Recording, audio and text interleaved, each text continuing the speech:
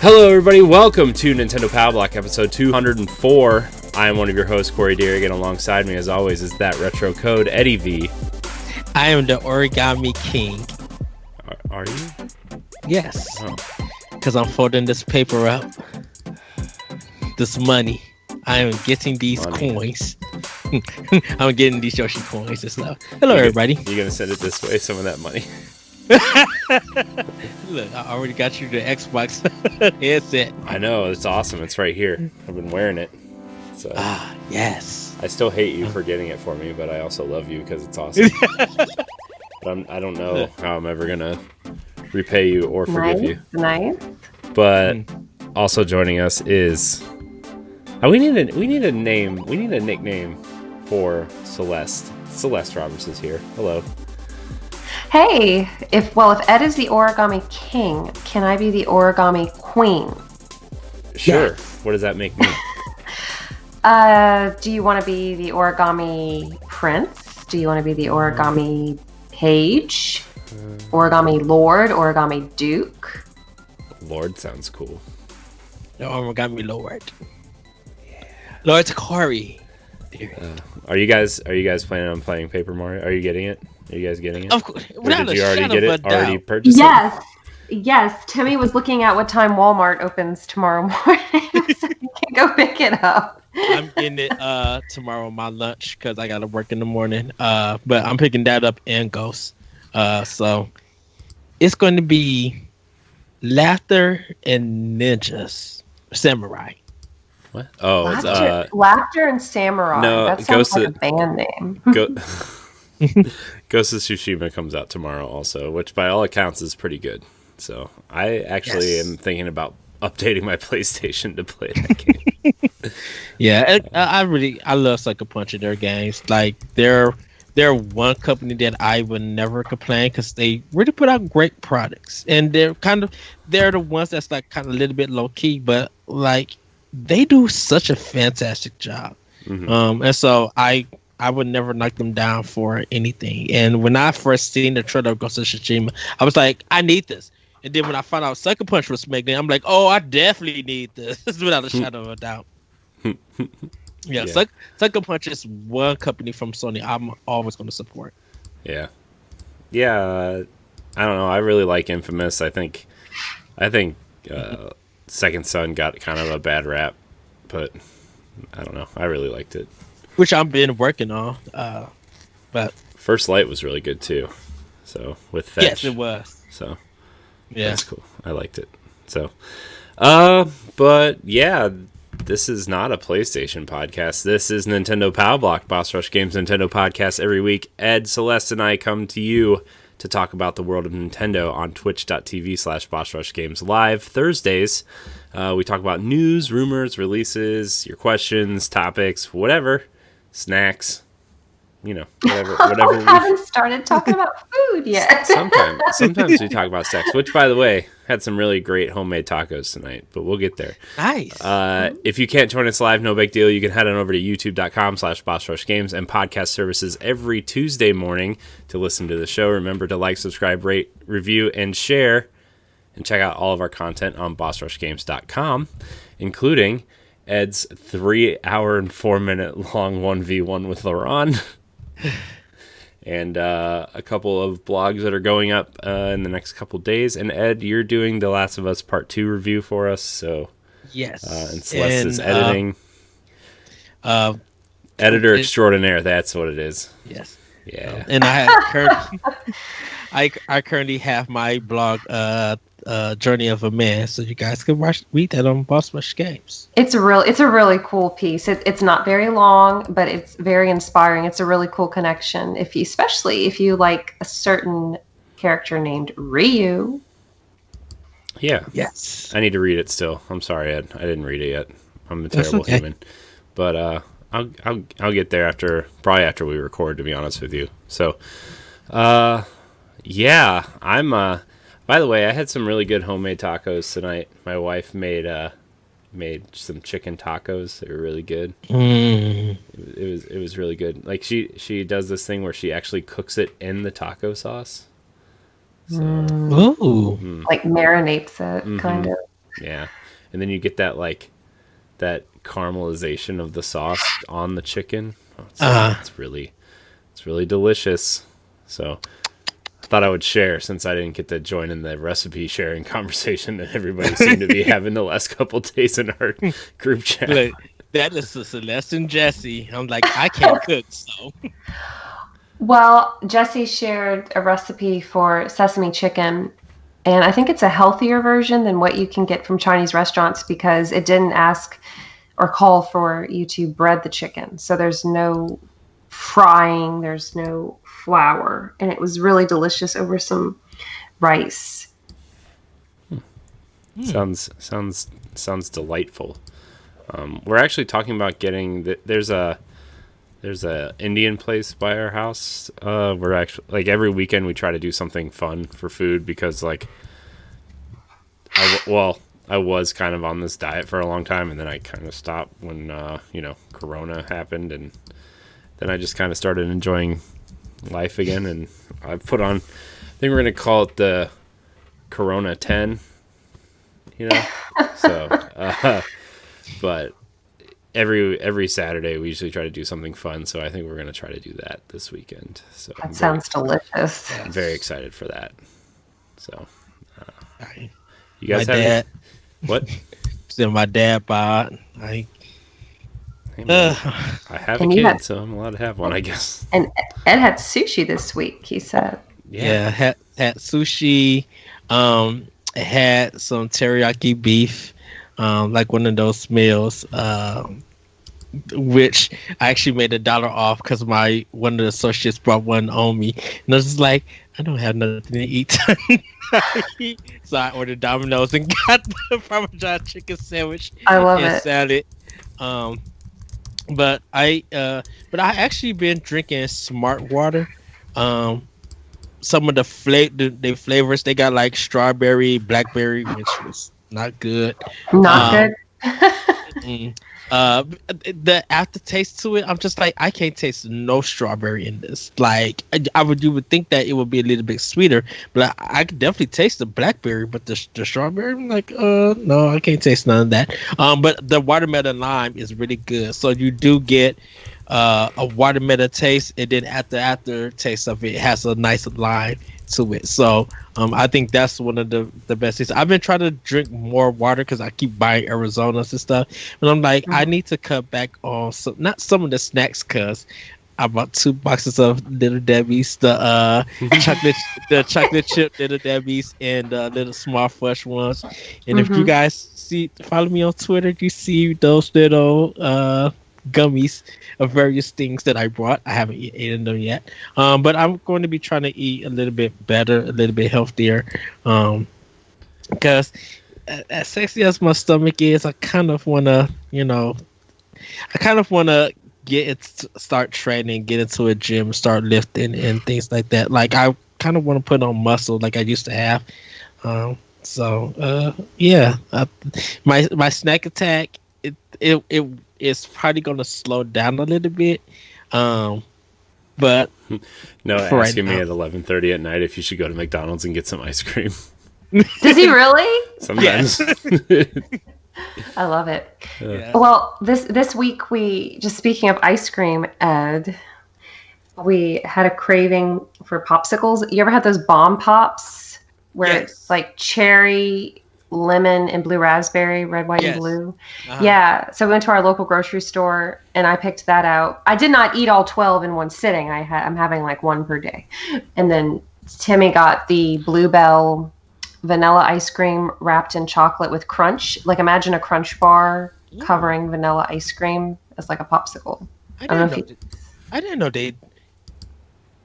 It's a Bluebell Blue Bunny.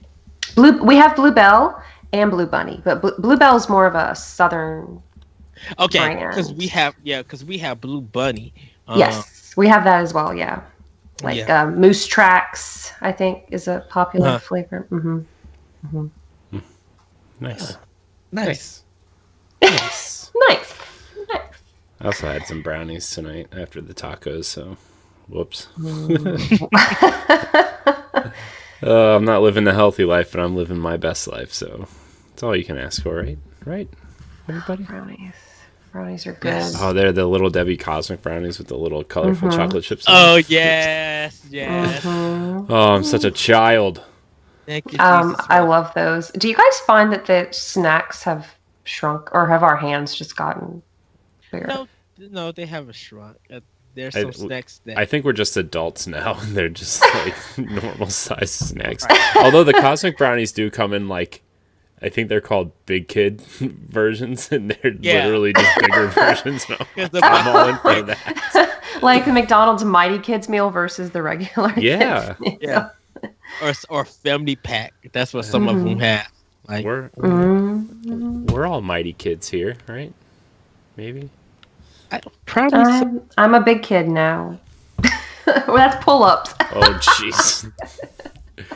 Oh man, what a start to this show. I'm excited. I love this show so much. I'm not gonna lie.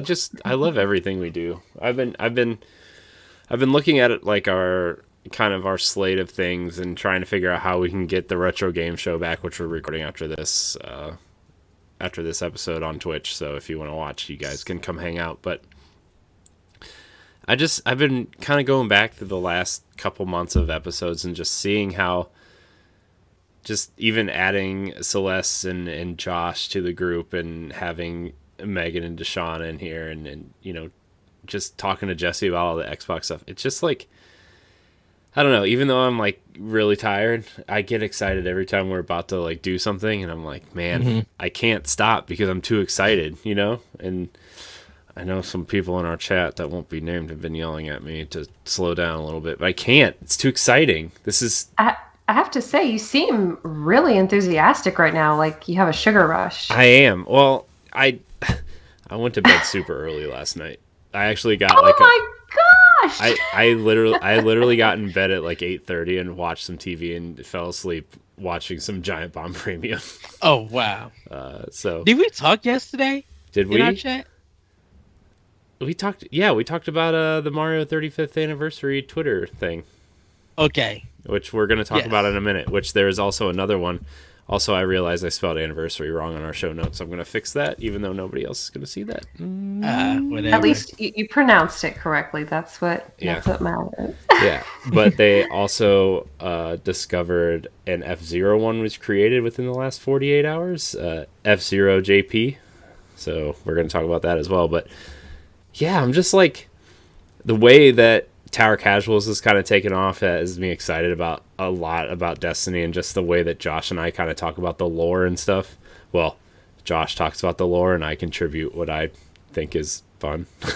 So, and like just, I don't know, everything we're doing is so much fun. Plus like the Xbox stuff that's happening next week has me really jazzed, and the rumored Nintendo Direct that's supposedly happening next week has me all excited thinking about stuff. So, I don't know. I need to start getting questions for the show again, just because I miss answering questions. We have a couple, but I wanted to wait to see if there was a direct to answer them, but maybe we'll put those in the show notes next week. But I'm just really excited. I don't know, man. These, like, the 1v1s have me excited. Talking to the women's panels have me excited, and I see in that chat there's going to be probably a second one soon, which gets me. I'm just sorry.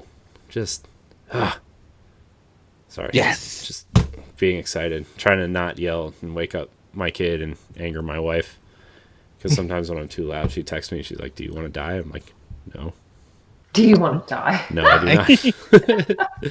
Especially when I'm playing a game and I'm frustrated and I start yelling. I'll just get this text message. It'll either say, "Do you want to die?" or it'll just be like like that face with like the squinty eyes and the straight line across for the mouth. Like, you know, so for you audio listeners, I imitated the face. So, anyways, let's talk about some news because there's some exciting things happening. Sorry for the rant. I had to express my excitement because I know I don't do that enough. Well, that's our Nintendo. It's part of the show. Okay, so just like we talked about in Arsenal X, where they found a couple new Twitter accounts, Nintendo seems to be doing some of their own Twitter hiding as well. Some some fun people on Twitter, we'll call them, not hackers, not data miners, fun people on Twitter, Fun people have discovered Super Mario. I think it's Super Mario 35. I think is the Twitter account, which is linked to the 35th anniversary of Mario this year. For people who haven't been following, the rumor is they are releasing remakes or remasters of Super Mario 64, Super Mario Sunshine, and Super Mario Galaxy in one package, along with a deluxe version of Super Mario 3D World. So, take my money. I know. Take it now. I know. Super Mario 64 is one of my favorite games of all time. I love that game so much. Do you know someone in a Discord group I'm in said yesterday he's like, I have an unpopular opinion. I don't like Mario 64. And that's fine if he doesn't it's like not. it. Yeah, he wasn't rude or trying to be counterculture. He just said it just wasn't for him. I was like, oh, you know what? I respect that. That I human get is it. not allowed on this show. That human. How do you know it was a human? It could have been a dog. I don't know. Wow. I don't know. No, that's fine. There's a lot of popular opinions about Mario that people say. Some of them are wrong sometimes because it's just like, well, it's not for me. I'm just like, well, if you don't know how to get through a Mario game, I can understand why. Because, like I said, there's a lot of people who laugh at people who play Mario games, but that's only because they can't play a Mario game themselves. They can't beat it. Some of them are tough. Very tough. I mean, But that's the challenge. I still like the 2D games better than the 3D games, but that's just me. I know I'm a terrible human. I'm sorry. How dare you? You have opinions. I know. Opinions are bad. Don't have one. Especially on the internet. I like that this person for the Super Mario 35th account, it just has, that's their name.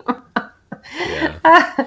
Well, the thing is that the email address that it's linked to is also linked to the Splatoon 2 Twitter account, and what was the other one that it was linked to? It was linked to another one that's already out. Smash Brothers Japan. Yeah, Smash. Yeah, so I don't know. It's could be. I think we're all just excited. People are clamoring for news from Nintendo. Yeah. Yeah. I mean, we're just getting trailers of games, which is great, but I want a direct. I want a big, meaty direct, like a 2-hour direct of just like, here's literally everything that's coming. You're right, because we don't have nothing. Literally, pretty much after Friday, we don't have nothing for the rest of the year. Yeah. No, you're right. No, I don't know what else is coming out this year for Nintendo. I mean, right, because everything else is just indie. So I'm like, what are we getting from Nintendo and other third party? Like, questions? Did you guys get that Pokemon Smile to help you brush your teeth? I did not. No. Me either. I forgot about it. Oh, no, we got the Crisis Remastered at the end of this month. No. I mean, the only thing I'm really excited about is it's not even Nintendo related. It's the last Ronin. Sorry, I was just scrolling through the show notes and I was clicking on the link, and then my Twitter opened up, and the last Ronin, the Ninja Turtles comic, where there's only one turtle that's alive and the other three brothers are dead in spirits, guiding the turtle, but nobody knows which turtle is alive. So because he uses all of their weapons, so it's pretty intense. Sorry, that was kind of a really side tangent, but also I would like a new Ninja Turtles game. Thanks, Way Forward, for giving me some Pokemon ripoff. Jerks. When's the last time a Teenage Mutant Ninja Turtles game was released? I think if it wasn't Platinum's, then it was something from Nickelodeon. I think it was. I think it was Platinum. Platinum's for Activision, which isn't even for sale anymore because somebody else owns the rights now. So yeah, I have it. Wow, Platinum, just wow. Which is weird because it was made by the same team that did that Transformers game that everybody likes. Yeah. So I'm not a fan of the Transformers game, but I know a lot of people really liked it. So It was off the heels of Bayonetta 2. Yeah. So you got like Bayonetta 2, which everybody, I still believe that game gave Platinum the recognition from the industry, and then Activision made their deals with them to make those games. And I lied. The last game to feature the Teenage Mutant Ninja Turtles was Nickelodeon Kart Racers. Sorry, guys. What was the actual game though? There's a couple tablet games. The last console game was the Platinum one, Mutants in Manhattan. Okay. Meats in Manhattan? Mutants. Oh, I thought you said meats in Manhattan, like their pizza toppings. I mean, there's a lot of that too in Manhattan. So Yes. but also they were featured in Injustice 2 as DLC, which, if you haven't seen the way they look in Injustice, that's the way I would want them to look in their own game. Okay. So is this the game where you play as DC comic characters in a fighting game? Yeah. Yeah. And you can play as the Ninja Turtles? Yeah, they're downloadable characters. So What? they're really cool too. It's weird though, because you can only pick one. Like, it's technically only one character, but depending on what weapons that you equip to the character depends on which turtle you're using. But they all have different move sets too, so it's really weird. But the way you can customize the characters in that game is awesome. It makes me want Tournament Fighters 2. Somebody is going to make Tournament Fighters 2 at some point. Just saying. Come on, Konami. No, Like, get that. I want NetherRealm to make a Turtles Tournament Fighter 2. No, I can't have to make it. No, they're going to make it. Can't. Nobody's making it. Why are we even having this discussion? We were talking about Mario's 35th anniversary. Guys. I know. Now we're on Ninja Turtles because I got sidetracked. That's my bad. My bad. Ed, remember when I used to open the show like this? Pow block. Yes. I think I'm going to do it again. I'm going to start doing it again. Everyone gonna be like, what is Celeste, if you watch the very first few episodes of Pow Block, it was designed as a YouTube segment before we made it a podcast. I used to open the show, go Pow Block, and I used to punch the screen. It was really bad. It's a little on the nose. Yeah. That's cute though. Oh boy, it was. Then we turned it into a podcast, and here we are. Yeah, the very first episode is I talked about why Twilight Princess was my favorite Zelda game. That was before Breath of the Wild came out. So Yes. A new challenger approached. yeah, I still really like Twilight Princess a lot. Though. I do too. It's beautiful. Out of that classic Zelda formula, that's probably my favorite. To be honest with you, I still love that game so much. It felt open world at the time. Yeah. It literally has one of my favorite dungeons. Which I think it has the best dungeons out of any Zelda game, to be honest with you. Like if you take each game, like all their dungeons, and compare them to each other, like I think Twilight Princess overall has the best ones. Best dungeons. The seventh one before you get to Ganon, it's very weird. That one, the Twilight one. The windy one with the Uko. Yeah. Oh, with yeah. That dragon. I think that one is very difficult. I'm like, no. The one with Twilight Princess is when you get they call it the Dreidel of Death. When you're in like the sand castle and you're on those stairs and you use that little wheel thing to go up. It's like a time mechanic. Yes. Where that boss battle is one of the coolest boss battles I've ever experienced. Yes. It's in the Gerudo Desert. Yes. The Arbiter's Grounds, I believe. Yeah, so like, cause once you get that little instrument and you start revving it up and stuff starts unraveling and you just going up, it feels like a roller coaster, and it's just like I love this dungeon. Like it's very in the boss. Yeah, the boss battle is so cool. Just hopping back and forth, and then you got to hit him. It's just that is always the thing about Zelda games, and when it's literally dungeon based, is that it's a puzzle within a puzzle, and they always make you feel good when you solve them. Yes. Yes, lots of positive reinforcement. It's called a spinner. I looked it up. Yeah. The spinner. Oh yeah, that thing. Yeah. And the dual hook shots blew my mind. Yeah. Oh, so cool. I was using that so much. Once I got them, I was going everywhere with them. Wait, let's not forget the very best part of Twilight Princess. Midna? Neither one of you has mentioned it. Midna? No. No, it's Midna. Is it No. is it the ice castle with the soup? Nope. Is it the fact that you have to fight Ganon as a giant pig for the first time in a long time? No. Is it turned into the wolf? No. You're close. You're close, Ed. You're close. That's all I'm gonna say. Is it when you're in the dark world? I'm assuming. Nope. You're human or Helion Link. Okay, so you're human Link. If it's not the kids, if it's not you in the cart with the busty woman, she had some boobs. I would not lie. She was that might be the best part for some people, but it's not the part that was the best for me.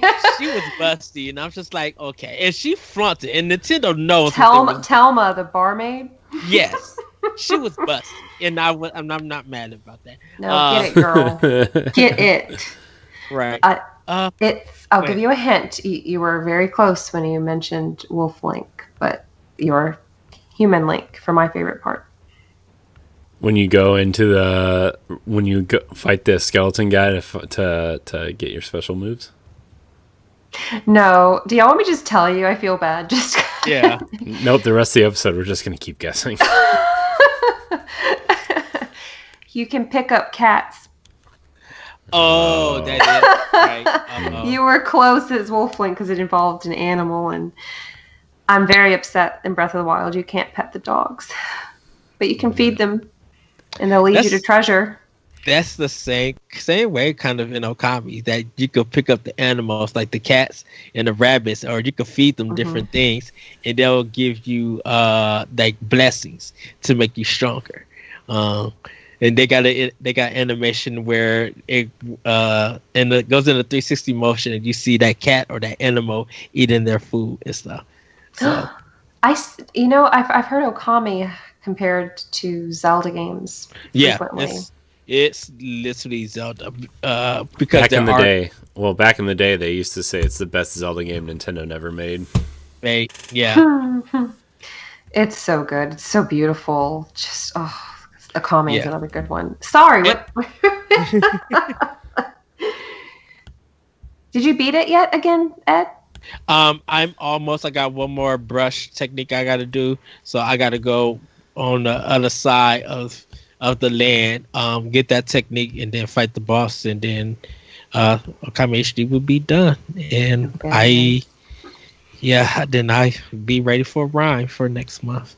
Very nice. Rhyme is very good. I need to get that. You guys were telling me I would like it. I do have a question.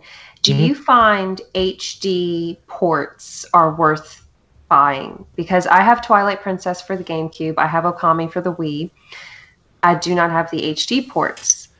Is it worth spending the extra money if I already have the games? For those two, yes. Yeah, for me it always is, just because it's more convenient, I think. But it's more of a convenience thing for me than plus those games. Oh, I was just gonna say, because in Twilight Princess they fixed some of the issues that people had with some of the side quests, some of the collectible side quests. They cut some of them down. They fixed some of the issues they had. There's like this game-breaking bug in the Wii and the GameCube version. It's rare to get it, but if you do something in a very specific way, it could break your game. They fixed that. So, plus. Wow. Plus, you can level up this guy and use him in Breath of the Wild. So, yeah, and seeing seeing like a lot of that stuff clean and in HD, you kind of realize a lot of like when I was looking at Okami HD, I was just like, I never noticed this in the original version because of what I think 420p or whatever the PlayStation 2 and stuff was at. Whatever it was during that time, it looked good, but when you see the clarity of these games, you be like, wow, there was a lot of stuff that I missed and did not know that was there. So, and like Okami HD, of course, it looks beautiful with the cell shade, but like Twilight Princess looks beautiful in HD. Yeah, like they use new models for a lot of the main characters in Twilight Princess, so like they look cleaner and they actually some cases they look different than the ones in the GameCube version. Yeah, because they're so clean. Yeah, I had to put the controller down just marvel at some stuff. I'm like, wow. Mm-hmm. Especially some of the scenery shots, and like when you get into like big open spaces, the draw distance is further, and it's just cleaner. It's just cleaner. I really like the HD version of Twilight Princess a lot. Yeah. I'm kicking myself because our local Walmarts about 3 to 4 years ago had the Wii U bundle with the amiibo for like $30, and I was like, oh, I don't need it. And guess what? Can't find it anywhere anymore. Yeah. Well, don't worry, those games will be coming to Switch next year. I guarantee it. I can almost guarantee Wind Waker and Twilight Princess are coming to Switch next year, but that's on me. I'll give you guys both $5 if it doesn't. Oh, $5. I could buy some donuts with that. Ooh. Krispy Kreme, by the way, if you buy a dozen, you get a dozen glazed for free this week. Oh. Nice. We don't have a Krispy Kreme, so we just buy them at I was buying some at Walmart or the grocery store. Yeah, we just have locally owned ones. We don't have Krispy Kreme. Luckily for you, there's 2 Krispy Kreme factories in Akron, so we're all 2? Yeah. So they needed 2? Come do Krispy Kreme. Well, we had Dunkin' Donuts, so. Yeah. All right, our next topic here. Reggie Fils-Aime has found a new position as a strategic advisor for Rogue Games. This comes from Nintendo Life. The former Nintendo of America president, Reggie Fils-Aime, really isn't slowing down. After joining Spin Master's board of directors in May, he also is on the board of directors for GameStop. For people who don't know, he's now signed on with the Los Angeles-based publisher Rogue Games as strategy advisor to the board of directors. This up-and-coming indie-focused publisher has previously released titles on mobile subscription services and is looking to move into the PC and console market. That is why it's in need of some guidance from an industry veteran. So, Reggie it just seems like since he quote-unquote retired, he's been busier than ever doing all these things. Plus, he's doing that podcast with, what's his name, Harold, I always forget his last name, but the Talking Games with Reggie and Harold, so which is a great podcast. I hope you guys listen to it. It's not very long. It's usually like half hour to 45 minutes an episode, but it's very good. Send that to me, please, because I did not know that was a thing. Yeah. So it's very good. You know what I'm wondering? I'm assuming he does not have a, what is it, like a do not compete clause? It doesn't sound like it. Because yeah. Unless it expired or something, I don't know, because I don't even know if Reggie Fils-Aime can help GameStop. I mean, maybe. Nobody can. Let's be honest. I mean, I know he's great, but he's also part of Cornell University's Leader in Residence program. So he's been teaching a class there as well. He's really taking a class. Because you got to think all the experience that he had at VH1 and some of the past stuff. So getting that experience for your company or for these various companies, like that's really good. I'm like, Nintendo is a big deal.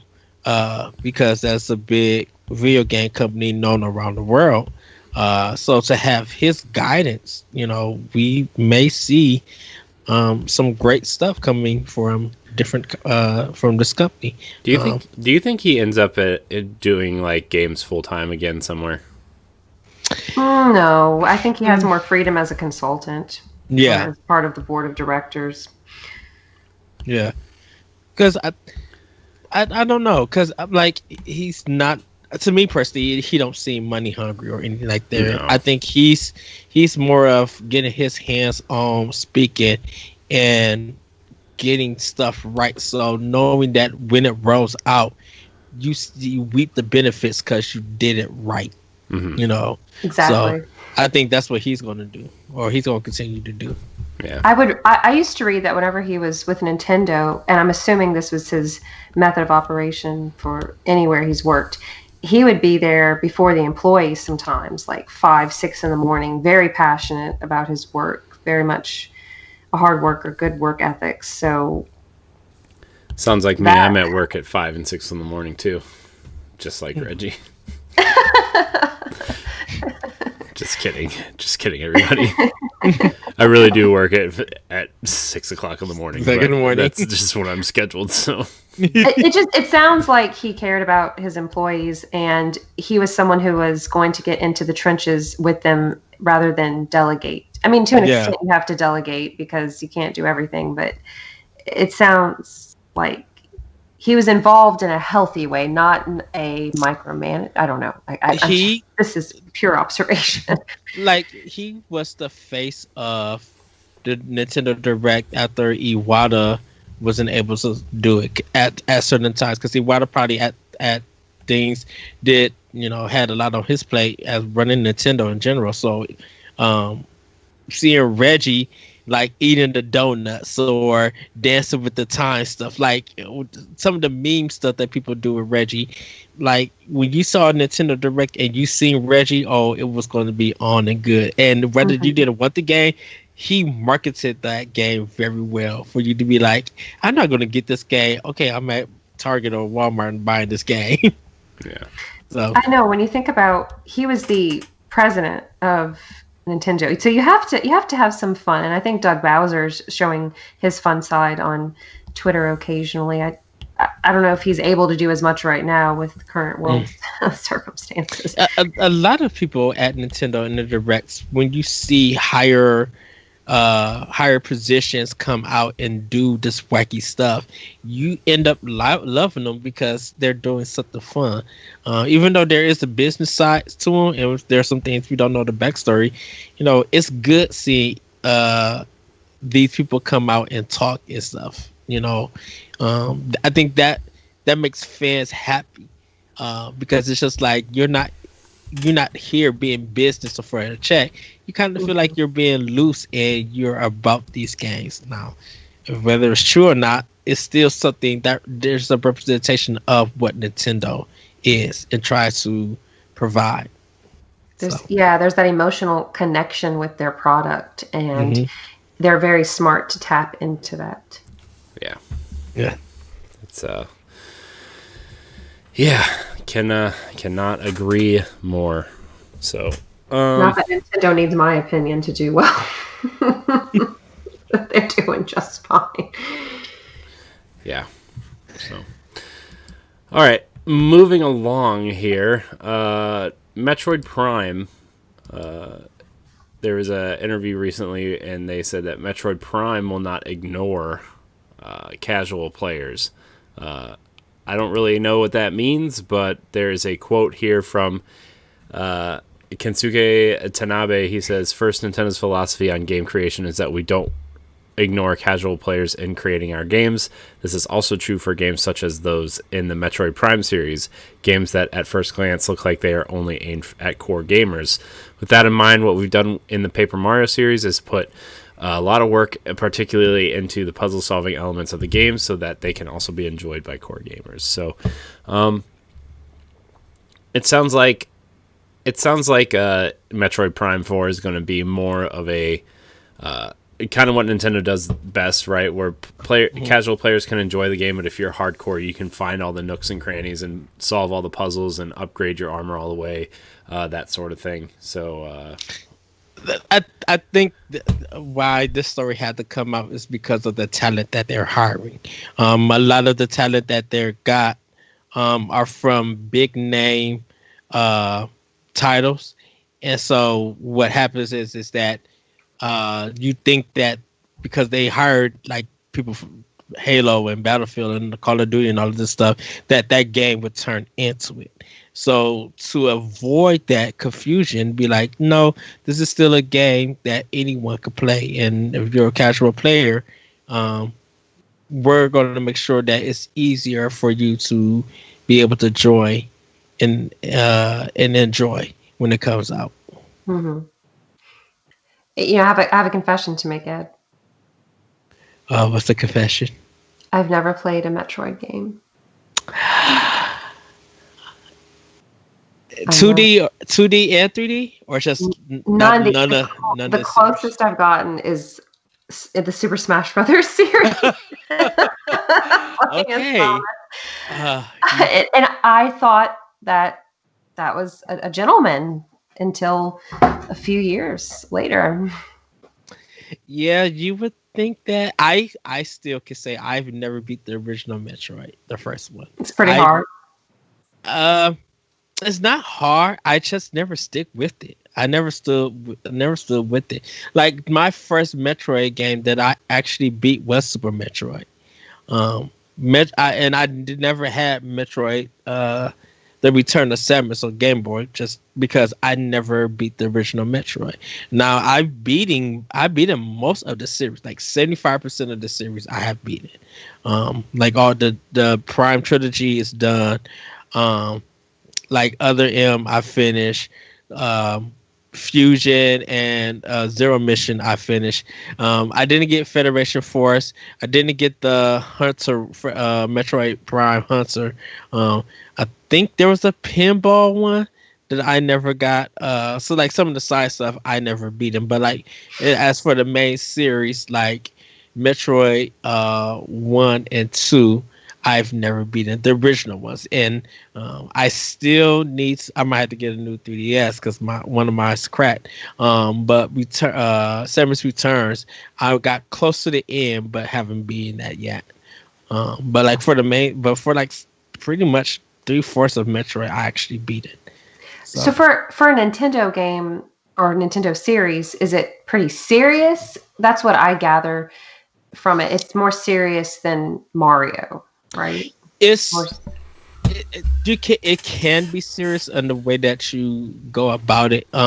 With the Prime games, you learn the story on your own. So you do a lot of scanning to learn a lot of the lore and the world that you're in.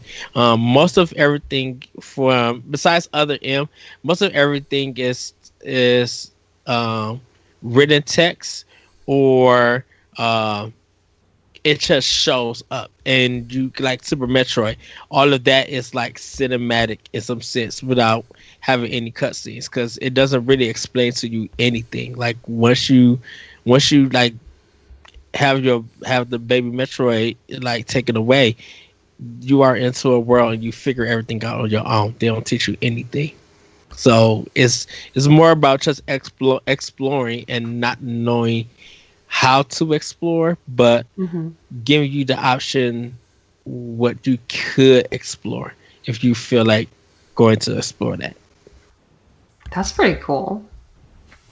So, and that's why when people say Metroidvania and everything, everybody keeps saying like, Symphony of the Night and Metroid, but it's just like not really Symphony of the Night because Castlevania did this with Simon's Quest. I was just telling somebody this on Twitter. I'm like, Simon's Quest had this same thing where they had a day and night cycle where it really didn't tell you because of the bad localization, but it gave you powers and everything. You buy stuff, and everything was like connected in this world and stuff.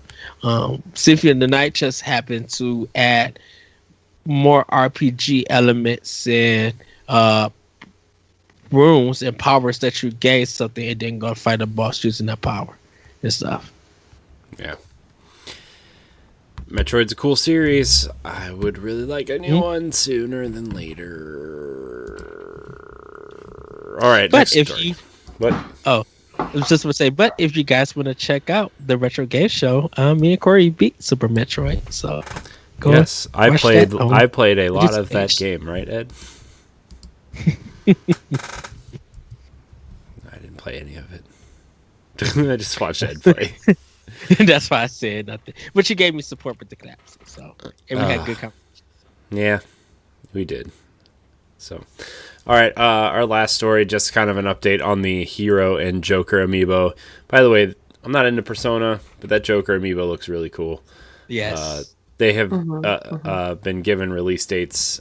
They'll be available in North America on October 2nd.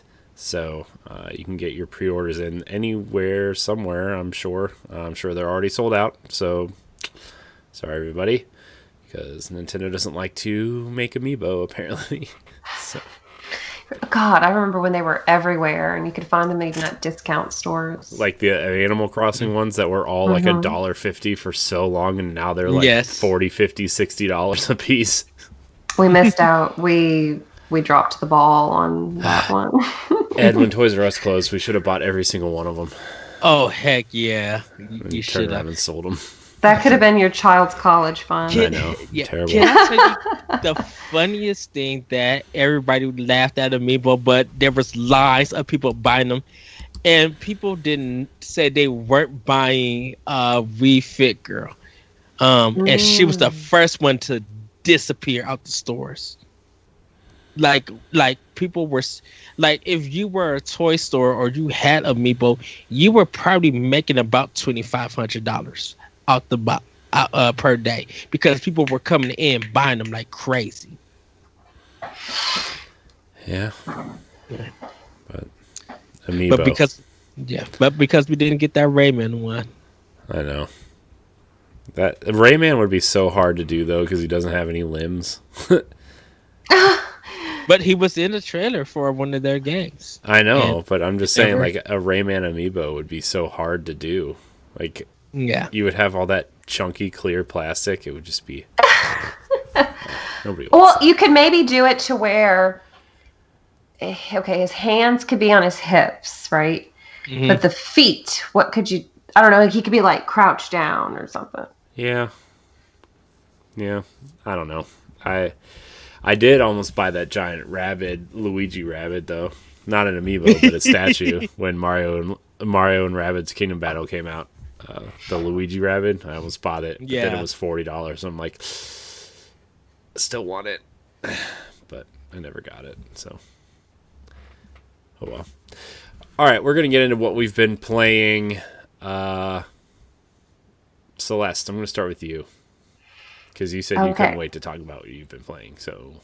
Oh, I did? I don't know. It sounded that way in the Twitter chat. It just sounded like, I know what I'm going to talk about, so... I think I need a lawyer because I need to defend myself. No, I'm just kidding.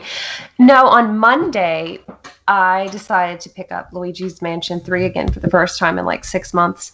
Yay. I love Luigi's Mansion. That is so cute. It's beautiful too on the Switch port. But it makes you want to break your Switch from laughing so much. Toad driving that bus in the intro, I howled in laughter. I'm like, you did not. Yes, I love it. I love it. I literally, the moment I saw that, I went to Twitter to be like, I think Luigi Mansion 3 is maybe my game of the year because of that little scene right there. It's so funny. Toad. Anyways. Sorry. What continue, Celeste?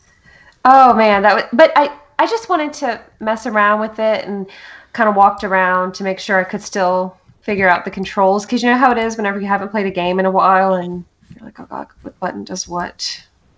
And I'm at the very, very last level, the Master Suites. I'm trying to find the different keys so I can go and face King Boo. I have one, and I'm waiting for some more. I think there's 3 more. A little bit of Animal Crossing. I'm really waiting for Origami King tomorrow and this weekend. That's what I'm most looking forward to. I did finish Coffee Talk, by the way, on Sunday, I think. It's about 3 hours worth of gameplay, but like Ed had mentioned last week about the replay value, you can go back to different chapters and try to unlock all of these different achievements. And you can read these comics of the characters that give you a little bit more insight into their lives. So it's a really enjoyable game. I highly recommend it if you like visual novels, you like that lo-fi music that's very popular on YouTube.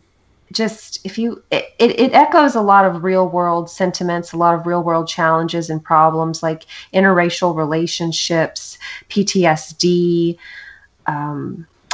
immigration, different things like that. But it does it in a very clever way with these fantasy creatures. So I think it's really cool, very creative. So who wants to go next? I don't know. I don't know who to put the pressure on. I think Ed wants to go next. Oh, okay. So,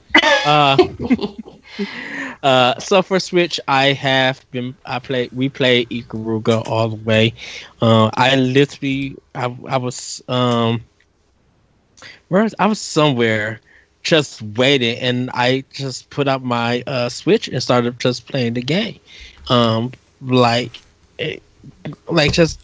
Just doing some, like, I need to get my skills back up, and I was just playing it, and it ended up being in, like, yeah, I still love this game.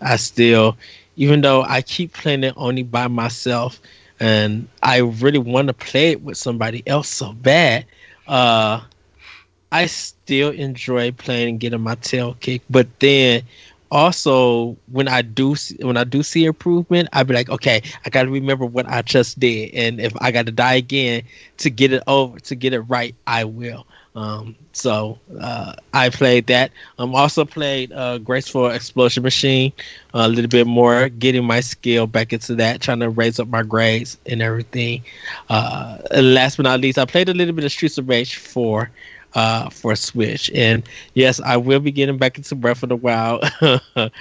Megan has kicked my tail. She has shaded me so bad, even though it's some true shade, because she was right. But I am going to get back into that game. I gotta get into the process of getting more shrines so I can get more hearts and stamina. Because I'm about to get to the third area where it's the bird. The Rito Village. Yeah. I love that area. It's beautiful. It's like your dream tree house. Yes. And then because I did this in the Wii U. I went there, and then I went and got the Master Sword. That forest one was hard, trying to figure out what to do and how to get through it. But I just follow the lanterns, or the lights, the lamps, the fire things, right? Yeah. Well, Corey, we're just gonna put you in a forest and say just follow the lanterns. I'm just kidding. I'm just gonna drop you in the foggy woods. If you have a torch, Ed, the fire leads you right to it. You just follow the way the wind is blowing, and it blows the fire the way that you're supposed to. He is correct. He is correct. I'm just picking on it. Is it okay? So, if the wind is blowing from the left, do I go to the left or do I go to the right? Yes, you follow the flame. The direction. Yeah. So if it's going right, go right. Mm-hmm. Yes. Okay. Mm-hmm. They didn't. I knew the wind was doing that, but it never told me, do I follow the flame or do I follow the wind? Because the wind is blowing to me, so I'm like, do I supposed to go that way? Oh, I see what you're saying. You're just supposed to figure it out, Ed. You get lost a few times and start at the beginning and hear that annoying little laugh a few times and scream. Yeah. There's did you do the side quest where you have to follow this little Korok and he can't see you? Did y'all do that one? Mm-hmm. Yeah. Oh man, that's challenging, but it's not. I did it in one go, but it's frustrating. Yeah. So I want to get that because the last one I saved is I think it's the Gerudo. It's like that hot town where you gotta have like make sure that you got your fire potions and stuff to resist the Mhm. heat and everything. I gotta get all of that stuff and then go there because all of that's gonna be brand new to me. And then if I want to go to Mhm. Ganon, fight Ganon and stuff. I still haven't used any of my amiibos yet. Like You I should right be now, using them all the time, dude. I see. Remember when I was playing and I had literally every amiibo I owned sitting next to me on the table while I was Yes. playing the game? Because every day, Yeah. I love it. because you could scan them once a day, and so I just scanned them every day. And the Zelda ones give you those big metal crates that you break, and it gives you like so many things. That's how I had so many good weapons all the time. Was those crates? I'm right now facing me. I got Toon Link and I got Sheik standing right next to each other. And then I have all four of the gods or the champions. I have all 4 of them, but I just haven't like used them or anything. So I got to get them registered on my Switch. I got to get my amiibos registered so I can use them. But pretty much that's what I'm playing before Paper Mario comes out. Like, cause I am planning to write that review and Ghost of Tsushima. And I gotta see how I'm going to balance each of them. Cause I really just can't wait to play it. And I feel like if both games succeed and surpass my expectations, I'm probably going to put them in running for a game of the year because like I said, Murder by Numbers is leading it. I think once I finish Ori Will of the Wisp, I'll decide how I feel about that. But I feel like Paper Mario and Ghost is going to be, like I said, if they do what they need supposed to do, they're probably going to be my number 2 and 3 game for my Game of the Year nominations. And then I'll just see what the rest of the year has to offer. Because and then I probably later on tonight or after this recording, after we do some other things, I gotta put this Xenoblade Chronicles Definitive Edition. It is still in the box, and I'm just like, I can't do this. To be fair, I've been meaning meaning to start it for like since it came out, and I haven't even started it yet. So it's because it's like here. That series is like one of my favorite series, and I just haven't. I don't know. I need more time. I think the thing is, it's like it's so big and intimidating that every time I sit down to actually play a game, I'm intimidated by its size. So I just go for the comfort food game instead of the fun game that I really want to play. So I sit down to play Destiny every night this week. I've really been. Oh, sorry, Celeste. Go ahead. Oh no, you go first. I just have a question for both of y'all after regarding beat 'em ups. I'm really trying to get a lot of my backlog done, and like I said, my plan is once I get done with the game, like I finally beat it and I take it off my system, and I got so much on the Switch that I'm just like, I need to get this game done, and because I've been trying to do Hop for the longest, and I need to finish that game. Yeah. Oh, go ahead, Les. When you said Streets of Rage 4, it reminded me, did either of you play a lot of the Ninja Warriors on Super Nintendo? They ported it to the Switch. Natsume? Taito? Oh, Taito? Mm-hmm. You play those androids that are dressed like ninjas? Yes. So she's in the female one is in red with blonde hair.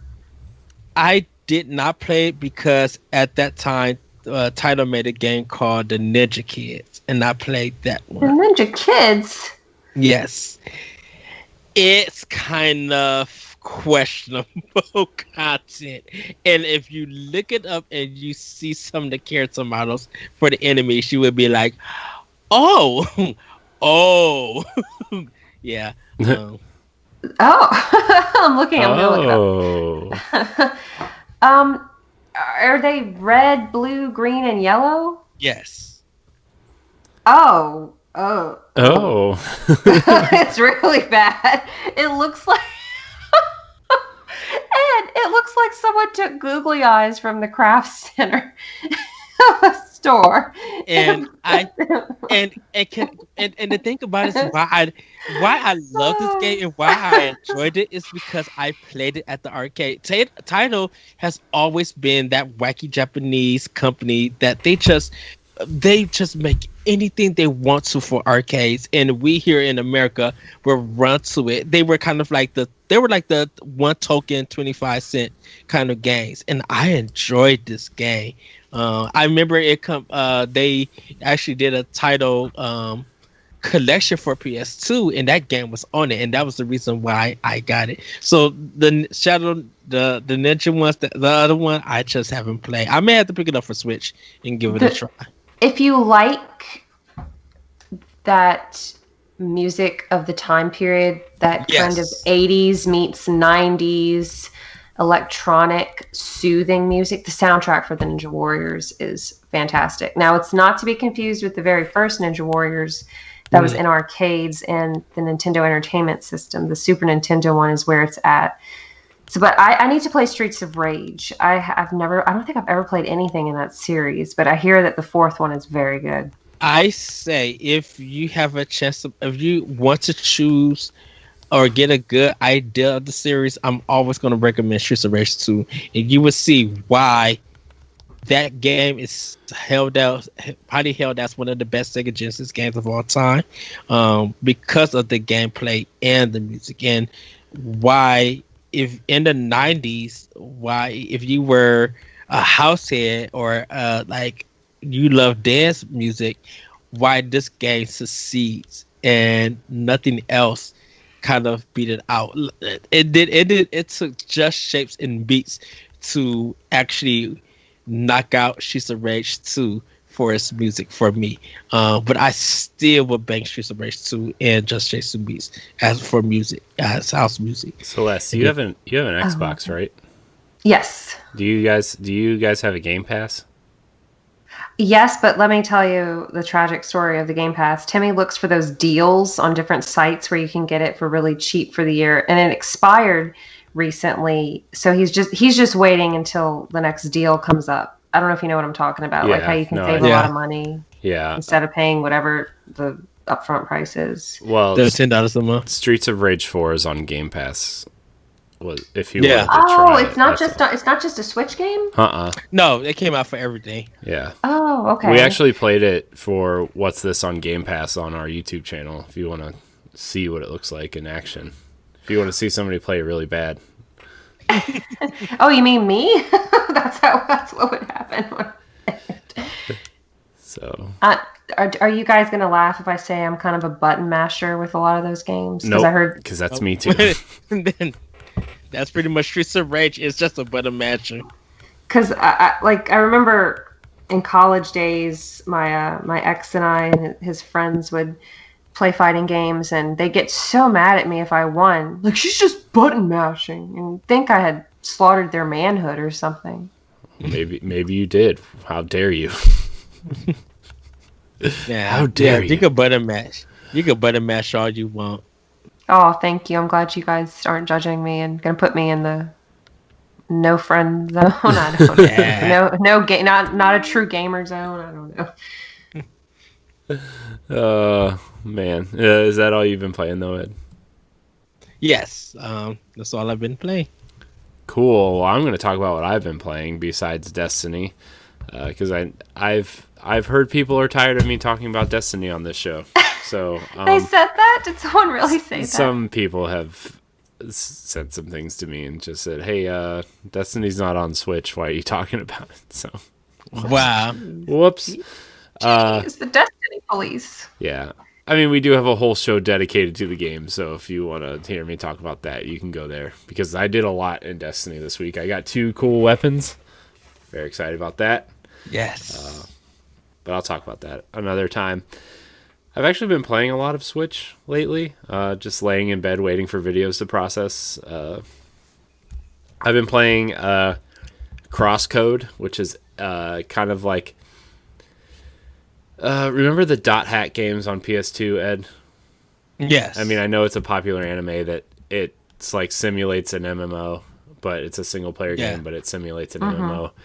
Crosscode kind of has that feel mixed with 16-bit Zelda, and let me tell you, it is one of the best games I've played all year. I heard it's hard.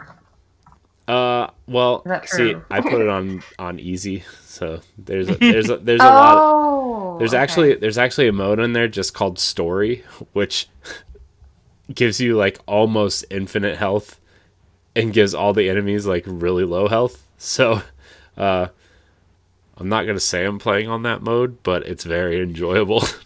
It's all right if you say that. But it's really cool. I also it's this game's also on Game Pass if you have Xbox, but I didn't know that, so I bought it on Switch, and it's really just a classic kind of action RPG set in this fake MMO, and the combat is really cool. There's this really cool dodge mechanic that you just like it. It's just a dodge mechanic, but it feels really good when you pull it off and like kind of dodge around an enemy and attack him from behind. It's so cool. The combat is so cool. The characters seem cool enough. I'm only about an hour and a half in, but so far it's the biggest surprise of the year because I'm not really a huge indie game guy. Really, like I like to dabble in some of them, but and I'm gonna put it this way: it's my favorite indie game since Shovel Knight so far. Wow. I love Shovel Knight. Shovel Knight's my favorite. Outside of like the realm of regular Nintendo characters, Shovel Knight's probably one of my favorite characters of all time. oh wow. It's on my list to get. I just haven't picked it up or anything. I will think I'm a, because there's some other stuff that I'm planning on getting. I think Crosscode I'll get next week. I'm waiting to. Yes. Yeah, but I do plan on getting Crosscode next week. Yeah. I really highly recommend it, especially if you're into Zelda. It definitely has a 16-bit Zelda feel. It definitely has some puzzles in there that will remind you of small Zelda puzzles. It's great. So, highly recommended. I've also been playing, Ed, don't laugh. I've been playing FIFA 20 on my Switch. Nice. It was $13 on sale last week. And nice. Worth it. As much as I'm enjoying 2K on Switch, I needed a sports switch up, and I know we made fun of it for basically being last year's game with a new roster update, but it was worth the $13. So I've been playing a lot of soccer. I have no idea I don't know who any of the players are. I don't know who any of the teams are, but I really like playing soccer, and so I've been playing a lot of FIFA. Just exhibition games, just kicking the ball and scoring goals and being awesome. Didn't you play soccer in real life? I played soccer until 10th grade, so, but I was large, and they made soccer a fall sport alongside football, and I was better at football than soccer. So I ended up going that direction, and my body is paying for it now. So, I've also been playing. I got back into Fils-Aime, the Arbiter's Mark, which is it's a tactical RPG. It's very Tactics Ogre, very Final Fantasy Tactics. Kind of a unique art style. A lot of characters to manage. It's really, if you want a tactical RPG, this is the game to get. It's very. It's not hard, but there's a lot to manage, I would say, and there's definitely a team you should be building towards. But it really gives you a lot of freedom in the characters you pick too, and I'm really. I'm only about an hour into that as well, but it's still really fun. Especially, I've been really trying to find something to fill the Fire Emblem void in my life, and I could have just went back to Fire Emblem and picked a different house and played through it that way. But What about Wargroove? I didn't like Wargroove. Like it wasn't. It felt. I mean, it's Advance Wars, which it's cool, but I wanted Fire Emblem, and Okay. I don't know, Wargroove. I just think I wasn't in the mood for Wargroove. Mhm. I don't know. It's not that I don't like Advance Wars. It's just like I wanted Fire Emblem and I didn't want Advance Wars, and Wargroove is very Advance Wars. So, although that DLC is free though for Wargroove, so it's not that Wargroove is a bad game. It's just not what I was really wanting at the time.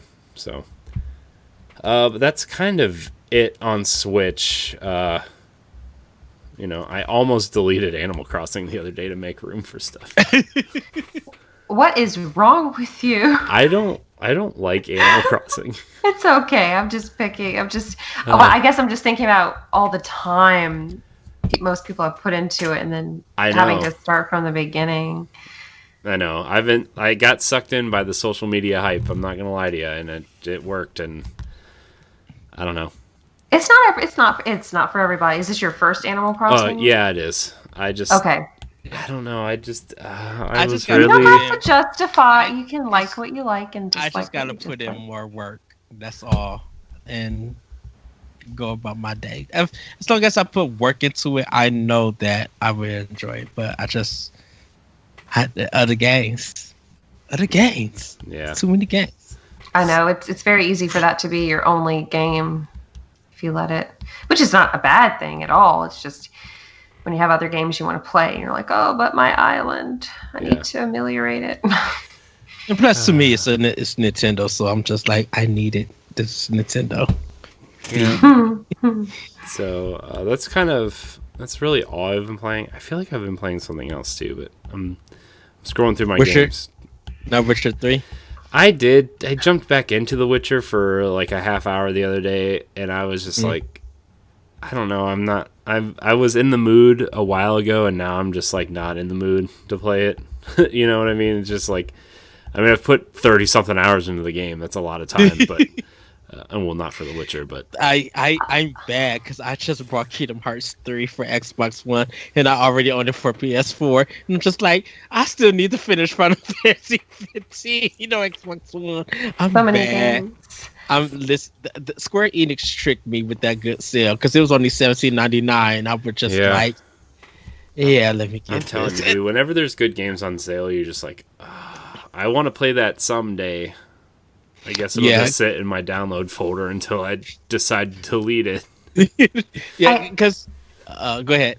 Oh no! I want y'all to finish that. Because I did that with Final Fantasy 12. Like I had already, I was so happy that I bought this game for PS4, and then it got announced for Switch and Xbox One. And then seeing the sale on Xbox One, just like, dang, nabbit. It ended up buying it there again. And the only reason why I haven't bought it for Switch is because I guess I want the achievements or something for it. It's very weird. I love Final Fantasy 12. I stare at it on my Switch often because like I want to play the Switch version because it's the Zodiac version, which it has an upgraded like character upgrade system. It works more like the Sphere Grid from 10, and like I want to play it because I love 12 so much. I just can't.